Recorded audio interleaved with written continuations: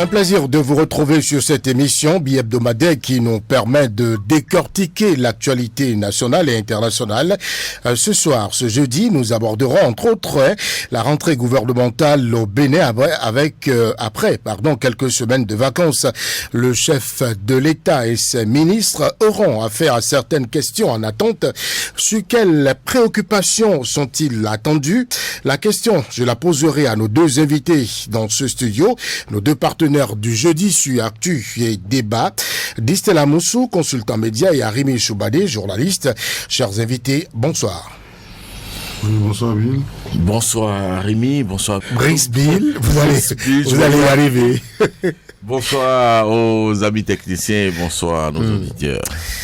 Avec vous, nous débattrons également d'autres sujets, comme par exemple la guerre du ministère du cadre de vie contre les promoteurs de lieux de fête illicites et bien d'autres sujets encore. Amis auditeurs de Radio Cotonou, bonsoir et bienvenue sur Actu et Débat.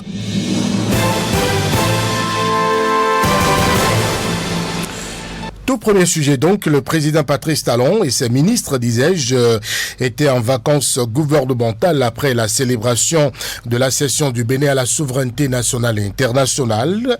Ils reprendront du service le 2 septembre prochain, lundi donc. À cette reprise, le gouvernement pourrait entre autres se préoccuper des questions en attente. Plusieurs sujets d'ailleurs ont agité la République pendant cette période de vacances gouvernementales. On pourrait dire, Arimi Choubadé, que la rentrée ne sera pas du tout de tout repos pour l'exécutif.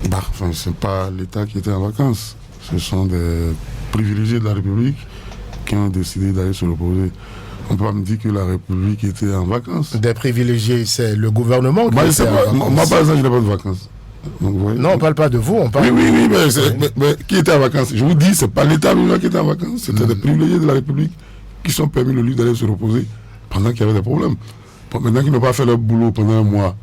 Non, ils sont allés avant que les problèmes ne soient... Ça, c'est votre problème, c'est pas le mien. Moi, je dis, pendant qu'ils n'ont pas fait leur boulot pendant un mois, nous sommes là, nous avons une patate chaude avec le Togo, et puis nous avons la rentrée. Rien que la rentrée déjà, comme ils disent qu'à la veille de la rentrée, on part en vacances, bon, il y a un problème, alors que c'est eux qui devaient préparer oui, 8 ans d'affilée qu'on n'a pas recruté. Tout le monde n'est pas parti en vacances. 8 ans d'affilée qu'on n'a pas recruté d'enseignants. Et donc ils vont venir, on va continuer. N'oubliez pas qu'on avait promis que, comment on appelle ça, en septembre 2023, qu'il y aurait 30 lycées modernes agricoles, des trucs de ce genre-là. Je ne sais pas où est-ce qu'ils en sont, et qu'ils soient les bienvenus. Et nous, on est là, on n'est pas parti en vacances. Ils reviennent, et pour nous, rien n'a changé, mais... comme je le dis, il y a les dossiers qui sont là. Je vous dis, rien que sur la rentrée, on va finir cette émission, on va commencer une autre émission, et on n'en finirait pas. Oui. Distella Moussou, nombreux sont les sujets sur lesquels l'opinion publique attend le gouvernement.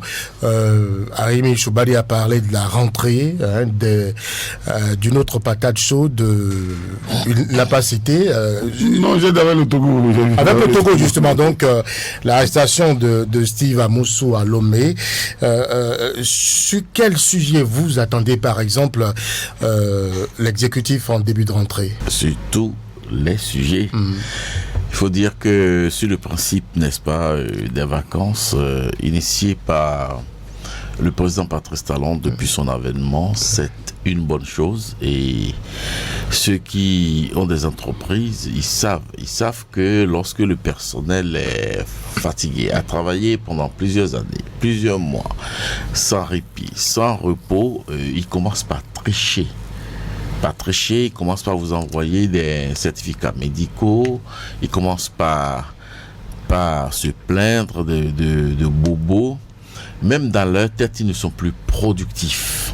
Voyez-vous, la fatigue, la sclérose et tout, ça freine le bon développement de l'entreprise, de la société. Et donc, projeter au sommet de l'État, je crois que c'est une bonne chose. Et puis, chez nous, nous avons un cas particulier. Nous avons des ministres qui sont là depuis 8 ans. Et donc, il faut de temps en temps, après 12 mois, trouver créneaux nécessaires pour qu'ils aillent se requinquer, qui pour répondre à ces rendez-vous sanitaires, qui pour, n'est-ce pas, reposer sa tête et se revigorer, n'est-ce pas, pour la suite de la mission républicaine. Ce que j'aurais souhaité est qu'on aurait pu, ou j'espère qu'on le fera une fois au moins, profiter de ces vacances-là pour faire du tourisme local, et donner l'exemple, n'est-ce pas, que les ministres aillent découvrir ce que nous nous apprêtons à vendre aux autres, et pour faire... Peut-être qu'ils l'ont fait, non? Ils n'ont pas besoin de communiquer là-dessus. Il faut communiquer là-dessus. Faire des faisceaux de lumière sur ces choses-là, sur ces sublimes, n'est-ce pas, cadres, endroits, lieux que nous avons envie de vendre aux autres, eux et leurs familles, et décliner donc cette vision-là, cette démarche-là au niveau des fonctionnaires, de tous les fonctionnaires béninois, pour que à chaque congé, on puisse, n'est-ce pas, organiser, même aux besoins subventionnés, à un pourcentage donné, pour que les fonctionnaires aillent découvrir. Il y a plein de Béninois qui ne connaissent pas les chutes de Tadeka, il y en a qui ne connaissent même pas Agongointo. Et puis, pour des cadres, certains cadres granviers à côté demeurent un ministère. Et donc, organiser ces choses-là, ça pourra le faire. Maintenant, sur quoi attendre le gouvernement à son retour des vacances? Surtout, vous avez énuméré deux sujets principaux, la rentrée. Et puis, il y a également cette affaire de Ronvi ou de Steve Amossou. Mais il y en a d'autres.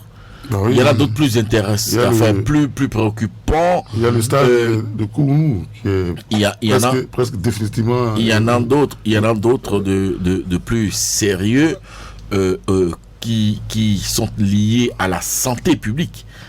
J'apprends que dans une partie du Nord, il est désormais interdit de consommer la viande du porc. Parce qu'il y a des foyers de peste porcine et qui ont déjà décimé une impressionnante 200 ou 2000, dit-on, 200 de cet animal. Donc, il y a également l'histoire de singe, la variole. La variole de singe, oui. Voilà, et j'ai eu dit que déjà dans la journée d'hier, au sommet de l'État, il y a eu une rencontre, n'est-ce pas, avec les experts, les techniciens, sur ces différents sujets liés à la santé publique. Donc, vous constatez que tout devient urgent pour ce gouvernement-là qui va descendre d'ici un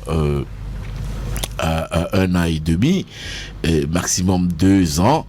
Et donc, il faut arrondir, n'est-ce pas, les taux de réalisation du programme d'action du gouvernement 2.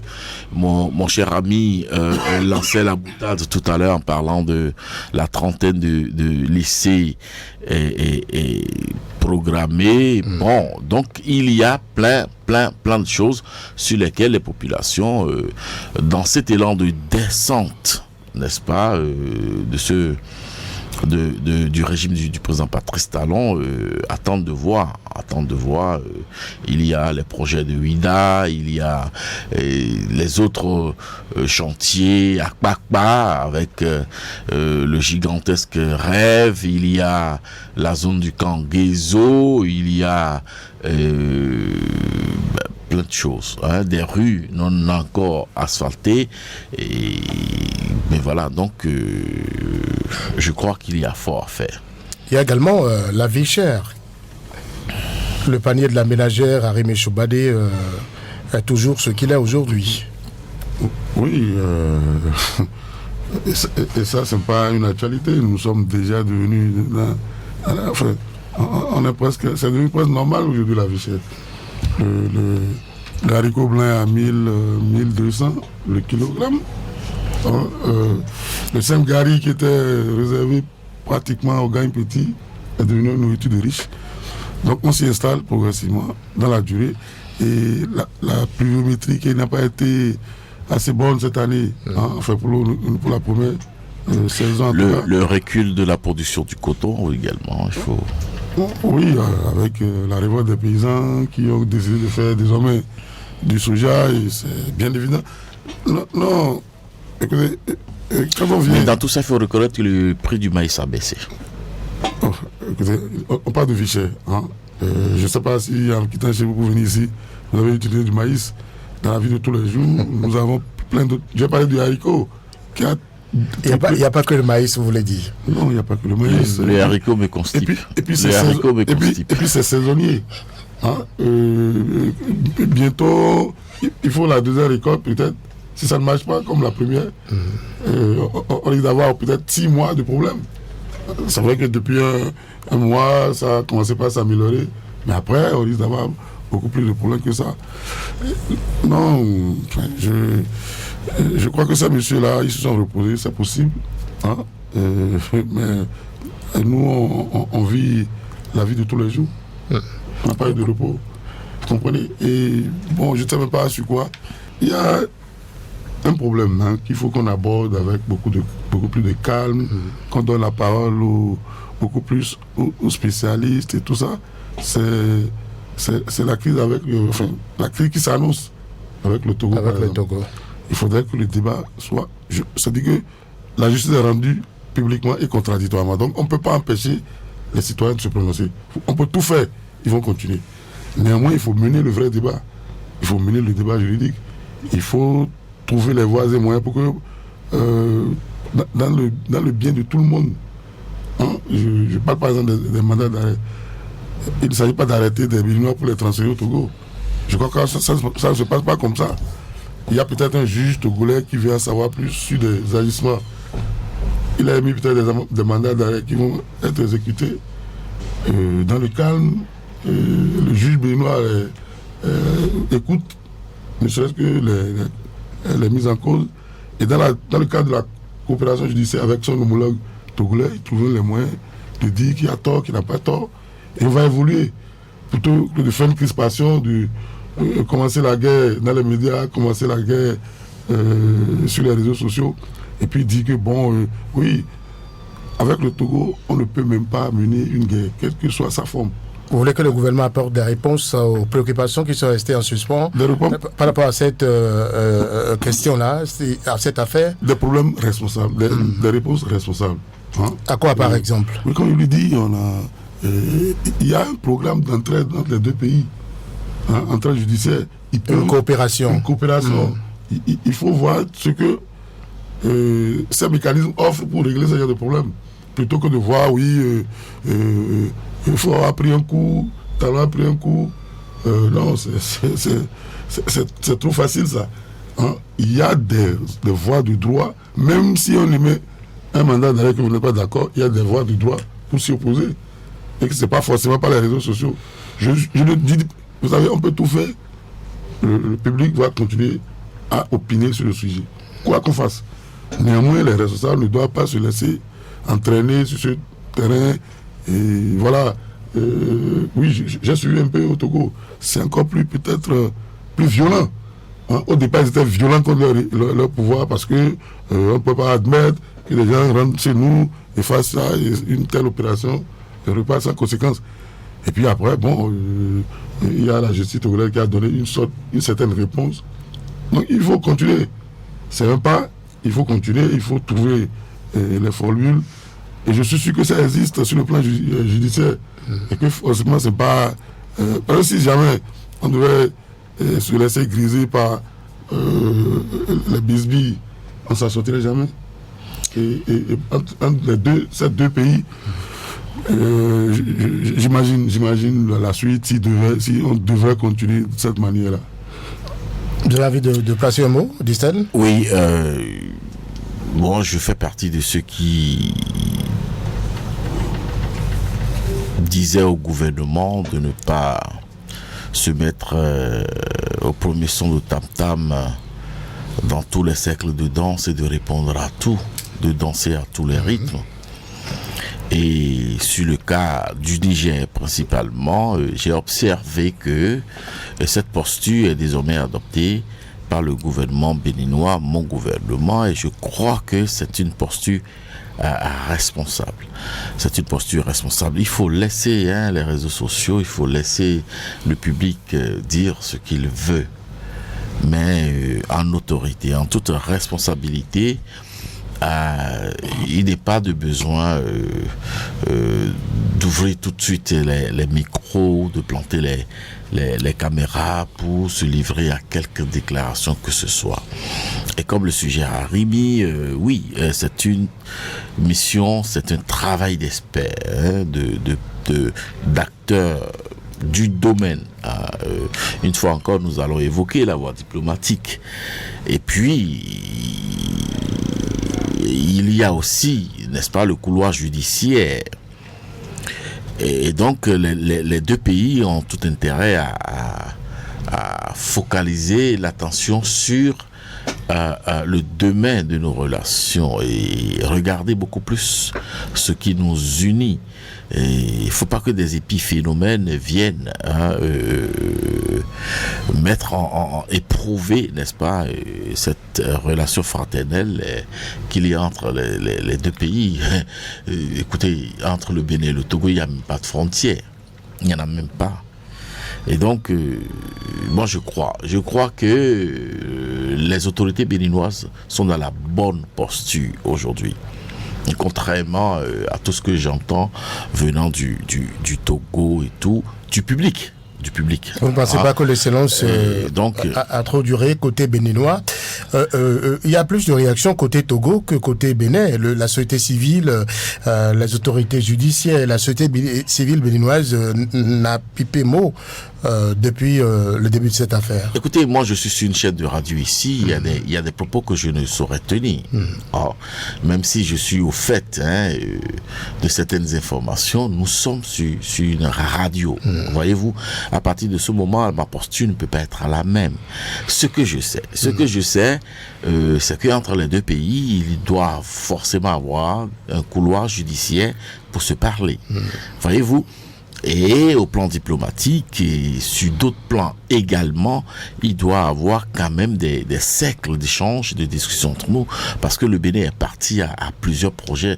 Le Bénin et le Togo sont partis à plusieurs projets ensemble, quand je prends l'énergie électrique et d'autres choses, voyez-vous. Donc à partir de ce moment-là, je crois que le gouvernement de mon pays est dans la meilleure posture. Il ne s'agit pas de monter au créneau à tort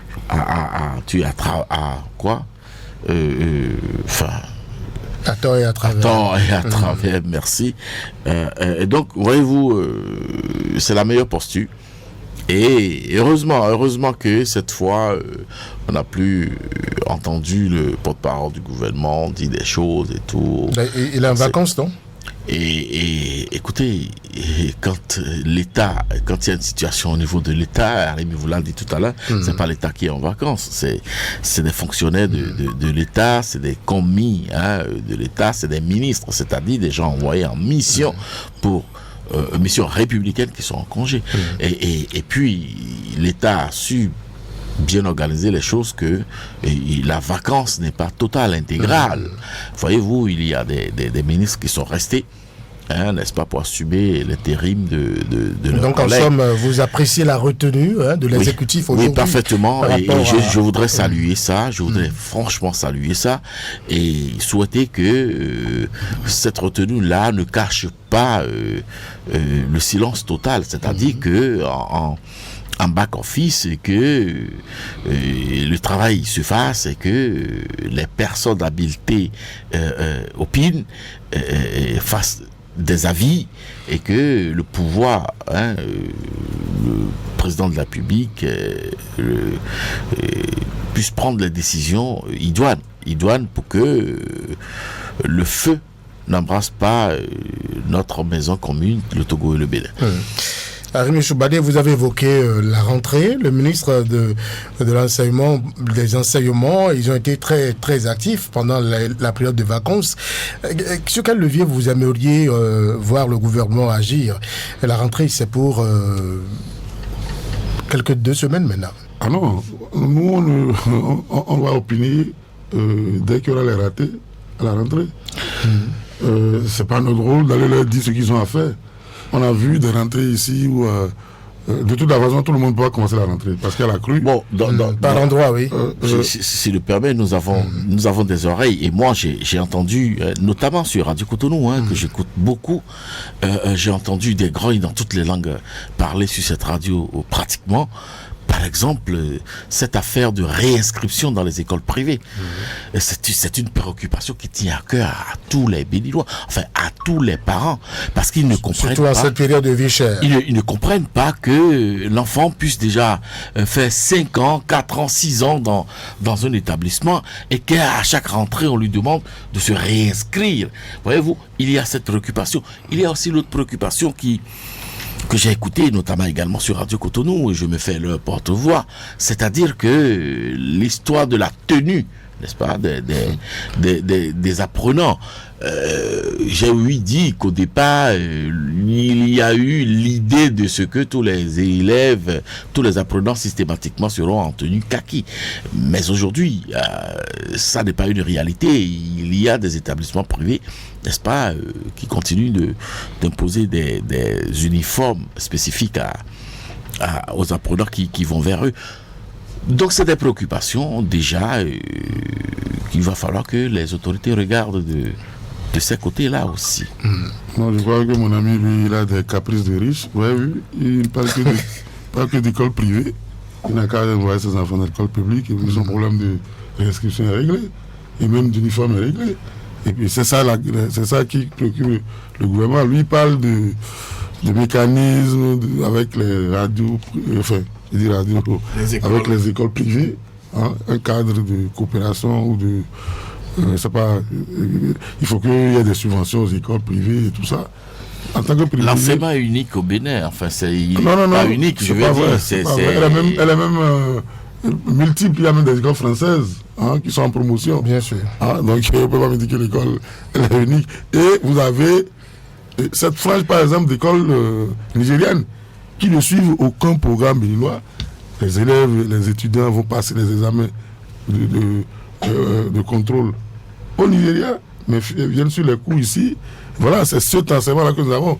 Il n'y a pas d'enseignement unique au Bénin. Mais déjà qu'il y a le public qui est de la responsabilité du gouvernement, qui n'assume pas vraiment à la rentrée, vous allez entendre, comme il est dit, la rentrée en septembre, mais on sait très bien que dans certaines régions, on ne peut pas commencer avant novembre, du fait de la crue par endroit. Oui, par endroit. Alors, et puis il y a les écoles. Regardez les écoles publiques aujourd'hui. Mais il y a un problème. On construit les écoles comme on construisait ces mêmes écoles sous la colonisation. On éparpillait les modules, 3 modules de classe, comme si c'est... Et voilà. Et puis vous avez vu, on a une école et il n'y a même pas de toilettes pour les enfants. Ou s'il y en a, c'est tellement dégradé que quand un enfant a un problème pour aller se soulager, c'est tout un stress. Dans certains cas, il n'y a même pas de clôture et les enfants vivent avec les reptiles. Voilà, l'assainissement dans les écoles, c'est très important. Vous avez, aujourd'hui, on se demande si ce sont nos enfants qui sont dans ces écoles. À la maison, on innove tous les jours. Désormais, il n'y a plus les latrines, il y a désormais les toilettes, avec chaque d'eau, tout ça. Mais quand ils vont à l'école, le sol, ça, si ce n'est pas la brousse, c'est la poussière. Chez nous avons des gazons, des pavés, tout ce qu'on veut. On se demande si ce sont nos propres enfants qu'on envoie dans ces écoles-là. Donc il y a un gros problème à gérer la sécurité autour. Ceux qui ont les pavés à la maison n'envoient pas les enfants dans ces écoles. Non. C'est ça le truc. Non, enfin, si vous rentrez dans la maison, rentrez dans nos maisons, quand même, on prend quand même un certain soin. Et ce sont nos enfants qui passent plus de temps à l'école qu'à la maison. À la maison, oui. On ne peut pas comprendre qu'ils ne puissent pas avoir un minimum de confort. Je ne sais pas, par exemple, pourquoi, quand on fait un module de 3 classes, pourquoi en même temps il n'y a pas de toilettes intégrées? C'est juste une question. Pour que chaque module ait ses toilettes, que les utilisateurs de ce module en il y ait soin, même un bloc administratif et qu'on recrute du personnel pour essayer de faire le nettoyage, le ménage et tout ce que nous faisons chez nous pour nos enfants, qu'on ne peut pas leur offrir ça dans leur école. Il y a un problème. Et vous avez, depuis 8 ans, on a pu recruter de nouveaux enseignants, quel que soit l'ordre d'enseignement. Mais en lieu et place, il faudra reconnaître qu'on leur offre quand même un repas chaud tous les jours. Vous pensez que c'est le repas dont les C'est enfants déjà ont besoin? quelque chose. Non, enfin, moi j'aime. C'est déjà un pas, Rémi. Il y a salué ça parce que. Je sais pas, moi depuis en 86 ou en 84, j'étais dans mon établissement, il y avait déjà la cantine scolaire. Je sais Oui, pas. que les parents payaient à l'époque. Non, pas du tout, c'est des vives pommes. C'est des vives pommes, on envoie le tout. Hein, et voilà, maintenant, je sais pas, c'est vrai qu'on avait une cotisation de 5 francs ou de 10 francs. Aujourd'hui, il y a eu des efforts, plus qu'en 84. Ah, mais c'est pour vous dire que ça existait depuis 84. Enfin, ça existait. Au moins, parce que moi, quand j'étais à l'école à Porte-Nouveau, je n'en voyais pas. Il a fallu que je me déplace pour aller à Banicola, pour faire la rentrée là-bas, pour découvrir qu'il y a quand même cette réalité-là dans notre pays. Bon, donc, comme les privilégiés, eux, ils sont restés tout le temps à côté de nous, ils ne connaissent pas les cantines scolaires. C'est maintenant qu'ils découvrent, tu comprends, que ça devienne une curiosité pour eux. Je suis resté à Cotonou, mais j'avais une cantine scolaire à l'école. Bon, donc, de quoi parlons-nous alors? Mais c'était une école privée, c'est ça la différence. Bon, moi je l'ai connu au CEG Banicola. Paris me parle des écoles publiques, en fait. Tout à fait. Donc, au fait, notre école on a besoin d'efforts là. C'est vrai que les gens modernisent tout. On dit qu'on modernise les machines. Ah, il y a un délit pour ça. On dit qu'on modernise les machines. Non, mais s'il y a un délit pour ça, on modernise quoi encore? Il faut importer la modernisation à l'école. Les écoles, c'est tout ce qu'on demande. Merci. On va y arriver de toute façon. Moi, je vous demande pas. C'est une affaire de dynamique. Je vous demande pas à vous de faire quelque chose. C'est une affaire de dynamique. Il faut. Quand vous serez prêt à faire, vous le ferez. Pour le moment, c'est pas fait. Pas forcément le gouvernement qui est là, pas forcément le régime qui est là, mais il faut peut-être s'inscrire, comme vous le dites, n'est-ce pas, ces réformes-là dans la dynamique d'ensemble de tous les Béninois. On n'est même pas encore au niveau du débat. Hein? Les écoles, qu'est-ce qui va se passer? On parle de... Parce qu'il y a un projet qui sont en train de broder là. On ajoute une couche chaque année, l'histoire des... ce que les gens appellent les esclaves enseignants, là, qu'on appelle aspirants. C'est-à-dire que, les AME. C'est les esclaves enseignants. Vous aspirez à quelque chose, mais vous n'y arrivez jamais. Depuis 8 ans. Vous êtes aspirant à être enseignant. C'est progressif, Arémi. On parle d'être humain. On les a même privés de congé de maternité pour les femmes. C'est-à-dire que vous êtes obligé même d'accoucher en salle de classe. Hein, avant qu'on réalise que vous êtes... Non, je crois que ça a été revu oui, je vous ai dit. Ça a été revu dernièrement. Donc, non. Il faut reconnaître les avancées. On parle d'être humain. C'est révisé. Je dis, ce n'est plus... On ne parle pas de la peste. Je pense que l'idéal... Les conditions ne sont plus celles que vous décrivez. On ne parle pas de la peste. Monsieur Arémi, les conditions ne sont plus celles que vous décrivez aujourd'hui. Ils sont toujours aspirants, oui ou non? Depuis 8 ans. Vous avez parlé d'accoucher en salle, mais reconnaissez que ce n'est plus le cas aujourd'hui. Mais c'était le cas. Il y a eu des privilèges qui leur sont accordés aujourd'hui. Privilèges, hein? Vous parlez de ils ont même des assurances santé. Vous, quand on travaille assurance santé, c'est déjà un privilège. C'est un problème. C'est à saluer. Non, alors que le gouvernement parle de l'assurance maladie pour tout le monde. Et on estime que pour les enseignants, c'est un privilège. Non. On parle de santé. Et puis vous parlez de quel centre de santé? Non, même les artisans aujourd'hui ont la possibilité de s'inscrire au programme. Vous parlez de quelle santé, de quel système de santé? Pourquoi on parle d'assurance? Vous parlez d'assurance. Vous êtes malade, vous êtes dans un centre de santé, mais c'est gratuit.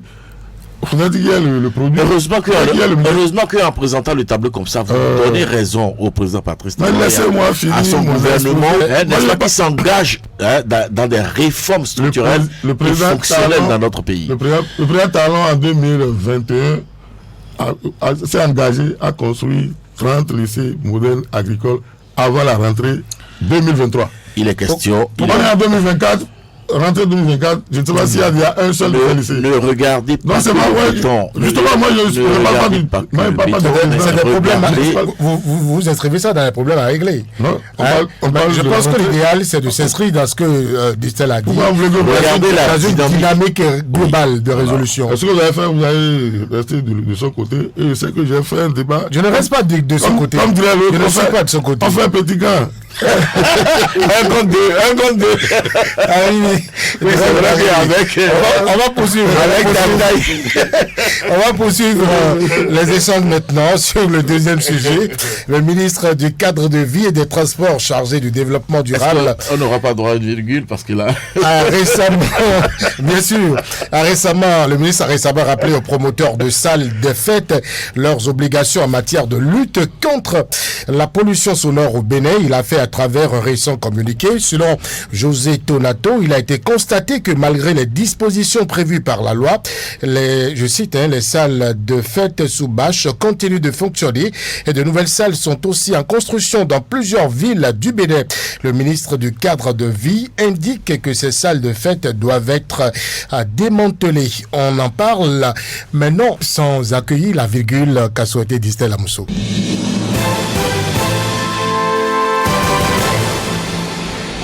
Alors, Distel Amoussou, vous l'avez souhaité, vous l'avez eu. Il y avait un conseil des ministres quand même qui avait statué sur l'encadrement de ces salles de fête-là, en général, qui, constatons, sont en prolifération. Il faut constater également que ces lieux de réjouissance en bâche sont légion aujourd'hui et opèrent au mépris de la réglementation sur le bruit. Le constat est amer, mais il faut le dire. Il faut le dire.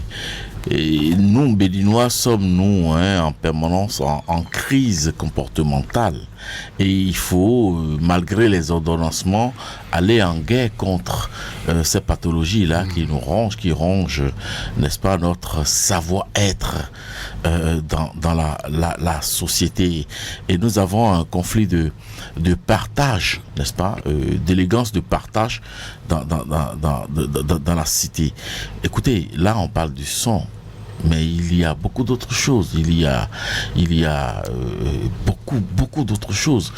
Et on parle des bâches climatisées, on parle mais écoutez, on règle comment les histoires des églises qui pilulent tout de partout dans toutes les ruelles de Cotonou, qui vous empêchent de dormir, et à travers des activités même nocturnes. On réveille Jésus tous les jours, on le croise tous les matins, et puis les muezzins, c'est pareil, les mosquées aujourd'hui poussent de partout. Il faut intégrer définitivement que notre liberté s'arrête où commence celle des autres. Maintenant, lorsque je regarde correctement la nouvelle démarche, la décision du ministère du Cadre de Vie par rapport à ces infrastructures de bâches et tout, je crois qu'il doit avoir l'envie de fermer des poches de fuite de recettes. C'est ce que moi je perçois dans cette décision-là. De fermer des poches de fuite de recettes. C'est-à-dire que, habituellement, on connaît les bâtiments, les immeubles estampillés, salles de fête, mais aujourd'hui, les gens sont en train de détourner la chose. Ils vont fabriquer des bâches, ils vont s'acheter, et puis sur des espaces publics, il est lourd et... Que ça marche bien d'ailleurs. Il faut des recettes. Pendant ce temps, l'État n'engrange rien. Voyez-vous, il y a cet aspect-là que moi je perçois en filigrane dans cette lutte-là. Mais mon souhait, c'est de généraliser vraiment la lutte contre la pollution sonore et de l'intensifier, n'est-ce pas, et de sévir aux besoins pour que... écoutez, aujourd'hui, plus de 42% de Béninois souffrent de maladies cardiovasculaires. Voyez-vous? Et donc, les Béninois dorment désormais mal. Ils dorment mal. Voyez-vous, ils dorment mal. L'environnement, on parle de cadre de vie. Écoutez, les moustiques. Combien de fois aujourd'hui... On mange mal, on respire mal. On dort mal. On boit mal. Combien de fois on a encore assisté à l'épandage des produits, des insecticides après les pluies ou en saison pluvieuse pour combattre les moustiques. On n'en voit plus carrément. On parle de destruction de moustiquaires imprégnés. Écoutez, aujourd'hui, là, quelle est l'efficacité dans cette distribution-là? Est-ce que les bonnes personnes reçoivent? Il faut vraiment continuer de travailler à sécuriser le cadre de vie des Béninois que nous sommes. Bonne décision du ministre du Cadre de Vie, Arribi? Je ne comprends pas son problème. En tout cas, il fait tout sauf de la lutte contre la pollution sonore. Ah bon? Je ne vois pas le lien entre les salles de fête et la pollution sonore. Il a démarré, peut-être je ne vois pas par les salles de fête en bâche. Dites-moi le lien entre les salles de fête et la pollution sonore. Ce n'est pas sonorisé, ces bâches-là. C'est comme si la fête chez nous, c'est du bruit. On peut être... comment on appelle-t-on? On peut avoir sa bâche, la salle, et ça fait du bruit. Mais souvent, il y a du bruit. Non, mais si on veut lutter contre le bruit, c'est pas contre la salle qu'on va lutter. Je ne sais pas comment... Vous avez entendu Dissel, il a très bien dit que c'était pour canaliser, comment on appelle-t-on, une fuite de recettes. Voilà, des recettes. On veut que tout le monde vienne déclarer qu'il a conçu salle, paye les tasses afférentes, et on les met sur une plateforme. C'est ça peut-être qui a motivé ce communiqué? Non, moi je ne vois pas le lien entre la pollution sonore. S'il y a du bruit, d'abord, quand les autorités ne commencent pas à parler de pollution sonore, c'est qu'ils ont échoué dans leur mission. C'est pas nouveau. Vous avez vu, on a défendu les combats, les rues, chaque week-end pour faire la fête. Si vous voulez, à partir du vendredi, circuler dans Cotonou, il y a toute la ville est paralysée, on vous donne des déviations impossibles, et ça continue. On ne peut pas me dire que l'État n'est pas au courant, que ça se passe comme ça. Non, les mairies perçoivent des redevances. Non, mais justement, c'est à ce niveau qu'il y a un problème. Ils ont paralysé les mairies. Moi, je peux vous le dire. Ça dit que, oui, ça dit que la mairie vient interdire, mais c'est des coups de fil qui interviennent pour imposer ces gens de Non, la mairie n'interdit pas. La mairie, si tu règles les formalités, ça dit tu vas à la caisse de la mairie, tu payes, eh bien on t'en donne des au départ, c'est plus du tout. Au départ, c'était plus du tout. Rien dans les rues. Jusqu'à il y a 3 ans, la décision est tombée, le même gouvernement, plus rien dans les rues. Hein? Il n'y a même pas autorisation qu'on donne ça, à la mairie. Je ne savais pas. Mais à un moment donné, on a commencé par constater que des gens s'installent de façon encore plus impressionnante, et puis les mairies ne pouvaient rien. J'ai vu des chefs d'arrondissement, des chefs de quartier s'approcher, mais après ils se sont rendus compte que s'ils tiennent à leur poste, il vaut mieux voilà. Et de ce fait, eux-mêmes ils sont rentrés dans la danse. Vous dites ok, si vous voulez rester, moi voilà mes balises, voilà enfin eux-mêmes participent, prennent pour eux. Et c'est devenu une pratique généralisée. Le ministre ne voit pas ça, mais lui, il faut qu'il ait des recettes au niveau des salles de fête. Et c'est ça son problème. Si on veut lutter contre la pollution sonore, il faut d'abord se demander quelle autorité est habilitée à faire les premières démarches. Si on demande on donne des pouvoirs au chef quartier, dans sa rue, au moins, il peut aller faire les premières sommations à celui qui fait du bruit sonore, que ce soit église, que ce soit mosquée, que ce soit bâche et tout ça. Non, il n'y a plus de chef quartier partout. Non, c'est ça que je dis. Si déjà on donne, si c'est le ministre qui va réprimer ça, ça veut dire que. Si on donne la première responsabilité au chef quartier. Si on dit que c'est le ministre qui va réprimer la pollution sonore, moi ça me fait rigoler. Il fait comment? Si à la base, il n'y a pas même s'il ne veut pas compter sur les chefs quartiers, qui installent ces unités, quartier par quartier. Je crois même qu'au niveau de la police, il y a une unité qui s'occupe de la lutte contre. Tout à fait. Il y a le BPLP, il y a le fameux. Mais c'est quoi? Vous fermez une buvette avant même de rentrer dans votre voiture, vous recevez un coup de fil, vous avez oublié de remettre le matériel que vous avez servi vous-même, si vous ne savez pas faire. Mais c'est ce qui s'est passé. Sous ce régime-là, ça se faisait avant, on se dit, maintenant. Je me souviens, il y a un bar à Porte-Nouveau qui a été presque fermé parce que le chef même a constaté en passant qu'il y avait trop de bruit, le préfet est arrivé, commissaire central, tout. Mais quelques jours après, le bar a recommencé et le bruit a commencé. C'est extraordinaire. Et donc, je crois qu'il y a trop d'hypocrisie dans cette histoire. Vous auriez souhaité, comme disent-elles, que l'autorité agisse sur des chantiers sur lesquels le bruit va être réglementé, les églises, les mosquées. Il y a même certains artisans qui opèrent en milieu de journée. On donne le pouvoir aux autorités locales. C'est eux qui vivent cette histoire-là au quotidien. Oui, je crois que c'est la décentralisation, le fonctionnement même de la décentralisation qui est interrogé à ce niveau-là. Hein. Et comme le dit Aribi, si les autorités locales ne participent pas à la régulation, n'est-ce pas, locale, et que c'est du sommet que des décisions vont pleuvoir, au lieu que ces décisions-là soient semées, c'est-à-dire du bas vers le haut, et que les décisions pleuve du haut vers le bas, je trouve qu'il y aura une efficacité dans l'exécution ou il faut qu'on responsabilise les autorités locales. Mais oui, quoi. Oui, tout à fait. Donc, pour résumer, c'est pas une lutte contre la pollution sonore, c'est une lutte pour la régularisation des salles de fête, pour leur permettre de payer des taxes et même leur permettre de faire des bruits après. C'est-à-dire, vous payez, vous faites du bruit. Et ça veut dire. La légalisation du bruit. Ce n'est même pas du pollueur-payeur parce qu'on ne peut même pas quantifier. Quand ils sont en règle, enfin, ils estiment qu'ils sont en règle, et plus personne ne peut dormir dans le quartier. C'est vrai que c'est en filigrane, mais j'ai la faiblesse de croire que c'est de cela qu'il est question. Non, mais c'est de ça qu'il s'agit. Parce que je vous dis que tous les week-ends, vous allez voir les bâches dans les rues. Et pourquoi on s'occupe des salles de fête uniquement? Parce qu'eux, ils ont pris les rues, ils savent comment on obtient les autorisations. Mais il y avait des salles de fête qui leur échappent et qu'il faut faire rentrer dans la NAS pour prendre les tasses. Et c'est un truc de ce genre-là.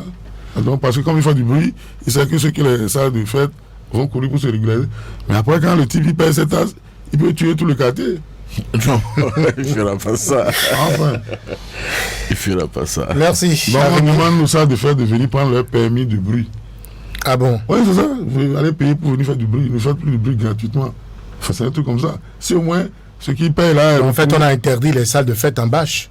On ne leur dit pas de... Non, on dit qu'il y a des salles de fête... Il ne faut pas faire une confusion entre les bâches. Il ne faut pas faire une confusion entre les bâches. Parce qu'il y a les bâches ordinaires que nous connaissons avec de la ferraille et tout, qu'on agence. Ce n'est pas de ça qu'il s'agit. Non, attendez, on dit qu'il y a prolifération de salles de fête. Voilà. On a même les bâches climatisées. Climatisées, justement. Non, on a parlé de salles de fête également. Vous connaissez en bâche? Non, pas seulement en bâche.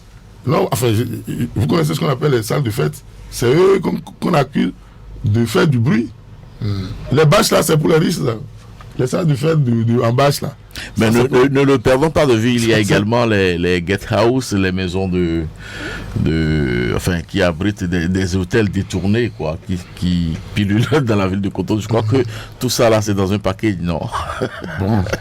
Il y a, je crois, des dispositions. Allez, doit en connaître. Non, je ne sais pas. Non, c'est pas. Moi, je vis au village. Il est également.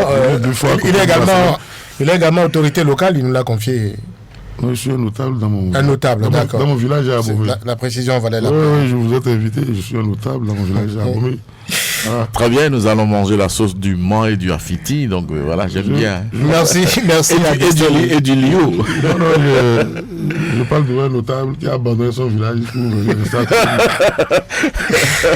Merci à Distel et Haribé. On va maintenant nous rendre sur le continent pour dire un mot sur cette suppression de la caution à vie des dialyses et des frais d'accouchement au Niger. Le projet de décret supprimant la caution à vie pour les dialyses et annonçant la gratuité des accouchements dans les formations sanitaires du public a été pris par le gouvernement nigérien en Conseil des ministres.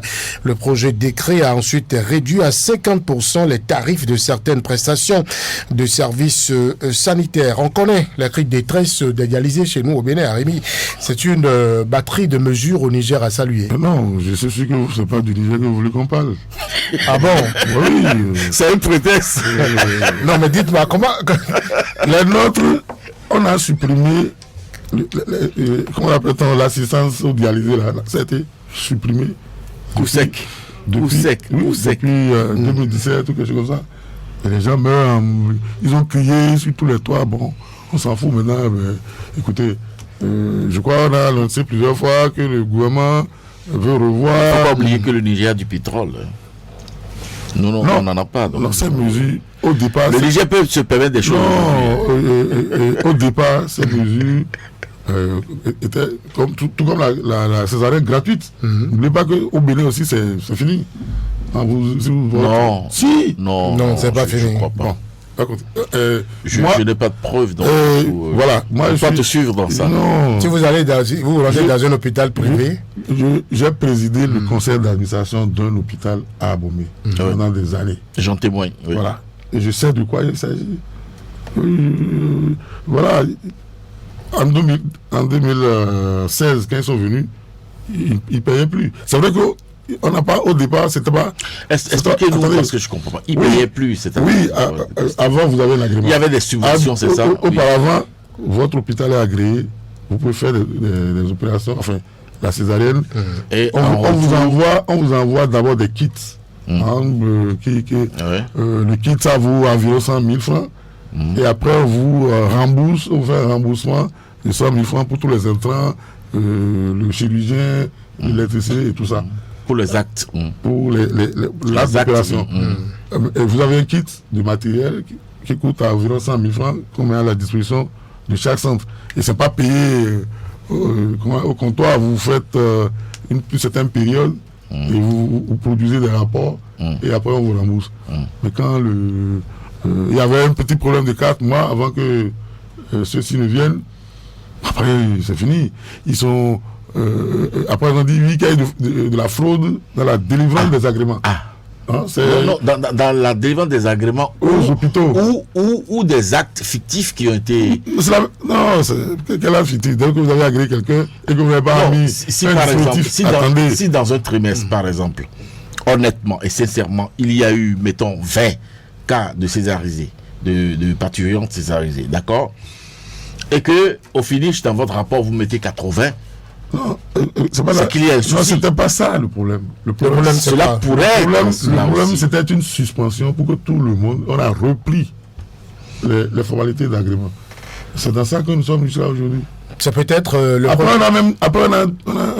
voulez me dire qu'à la maternité Lagune de Cotonou, par exemple, il n'y a plus de... Moi, je ne sais pas, je ne suis pas à la maternité Lagune. Moi, il parle du cas d'abord, mais des hôpitaux agréés. Pas des hôpitaux agréés.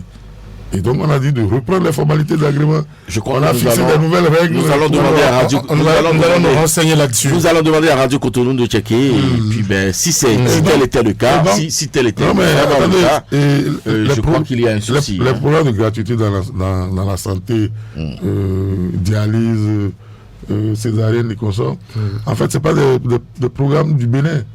C'est des programmes que la Banque mondiale accompagne, que des institutions accompagnent, et que, chaque pays essaie de prendre des mesures pour s'y adapter.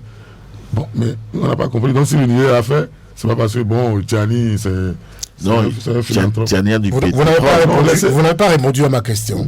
Je voudrais que vous appréciez la mesure du Niger. Non, mais moi je ne suis pas au Niger, je ne suis même pas bénéficiaire. Mais vous êtes en Afrique, vous êtes un voisin du Niger. Je ne suis pas bénéficiaire.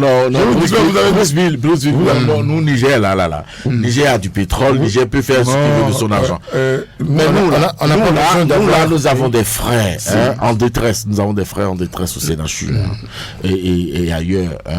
Je crois qu'il faut vraiment se concentrer sur ces cas-là, mettre un peu de l'humanisme dans les réformes dans ce secteur pour quand même que assez vite on reprenne le sauvetage de vie.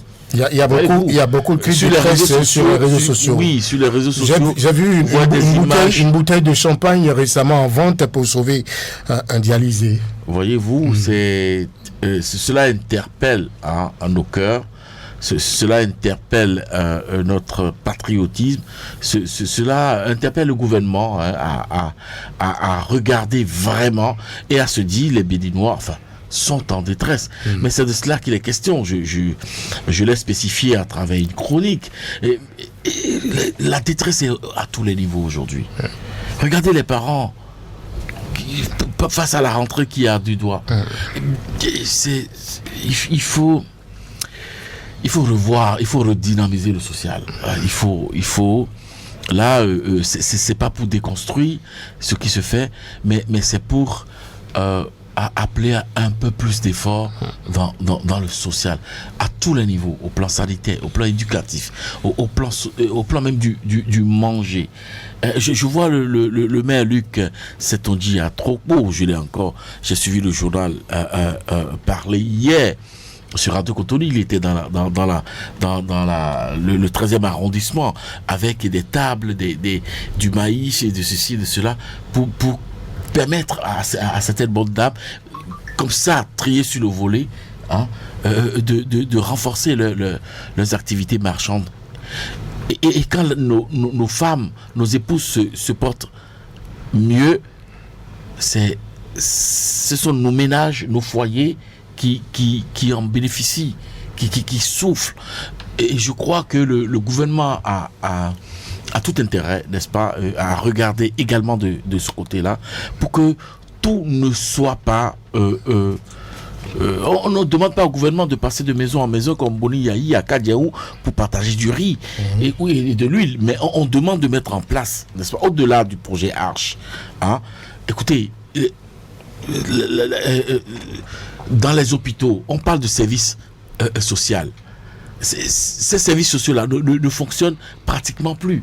Parce que tu verras encore de bonnes dames avec des ordonnances en main, n'est-ce pas, un bébé dans les bras devant les pharmacies. Hein? Regardez le nombre de mendiants qu'il y a aujourd'hui à Cotonou. Dans nos feux, regardez. C'est palpable, c'est visible. Il y a des mendiants silencieux. Hein? Pas dans les feux. Encore que tout le monde est devenu aujourd'hui mendiant, chacun à son niveau donné. Les députés, des directeurs de ceci, de cela sont devenus tous mendiants. Parce que le gars, un gars insoupçonnable te donne un coup de fil. Tu crois que c'est pour prendre tes nouvelles. La deuxième phrase qui dit tu peux me dépanner. Alors, et c'est à tous les niveaux presque aujourd'hui.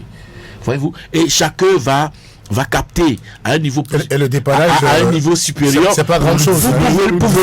Pour venir dépanner ceux qui sont plus bas que lui. C'est-à-dire que moi, je vais prendre des sous. L'exemple est pas papa. Je prends des sous chez un député, chez un ministre ou chez un DG que je connais. Et quand un collègue ou un frère, écoutez. Non, tout va dans ma part tout à l'heure. Non, c'est un exemple. Il n'a pas compris. Ah bon, d'accord. Okay. C'est un exemple que je donne pour que les gens comprennent. C'est un exemple. Voyez-vous, c'est là, c'est visible. Ah, je crois que au-delà d'être dialysé, il faut comprendre vraiment que la détresse commence par se généraliser vraiment dans le pays et il faut le dire, il faut pas avoir froid. Même les opérateurs économiques de quoi on parle, les gros hommes d'affaires qui tout Ils se plaignent. Harim Choubadé, vous m'avez dit que vous êtes sûr que je ne voudrais pas qu'on parle du Niger, mais vous êtes conscient qu'aujourd'hui, ces mesures sont à la portée. Ces mesures devront faire école, non? Non, ça dit que en 30 minutes, en 30 secondes par Vous avez évoqué une bonne action pour servir de prétexte pour parler de nos réalités. Je ne dis pas que ce qui se passe au Niger n'a pas de sens. Oui, parce que Brice aussi, quelle est cette manière dans un pays où les dialysés sont en difficulté, tu vas nous dire ce qui se fait de bien. Non, bon, si on peut importer ce qui se fait de bien. Il veut manger en fait. On peut organiser le voyage des dialysés vers le Niger. Brice veut manger son piment. Il veut manger son piment. Je suis d'accord avec lui. Si moi j'ai un cas de dialysé, je l'amène à Niamey tout simplement. Mais il n'est pas de nationalité béninoise. Non, mais enfin nigérienne, je veux dire. Ah non, je ne sais pas si on vérifie la nationalité avant de les soigner là-bas. Ah, je crois. Ah, je ne sais pas. Donc je crois. C'est une possibilité. Sinon, ils vont recevoir toute l'Afrique de l'Ouest. C'est impossible de se glisser dans leur processus. Mais pourquoi pas? Autant de tenter cette dernière aventure que de mourir bêtement. À ne rien faire. Le temps de tenter cette dernière aventure que de mourir bêtement. Merci Harim Choubadé. Merci également à Distella Moussou. Deux invités sur Actu et Débat de ce jeu. C'est fini. Voilà, c'est fini. Donc, cette corvée a été vite expédiée, en fait. Je n'ai pas vu le temps passer. Ça n'était une. Oui, c'était une corvée. Merci quand même d'être passé dans nos studios. Harim Choubadé et Distella Moussou. Merci à l'équipe technique qui m'a accompagné. Brice Bill Etchedji était à la présentation d'Actu et Débat ce soir. On se retrouve très bientôt.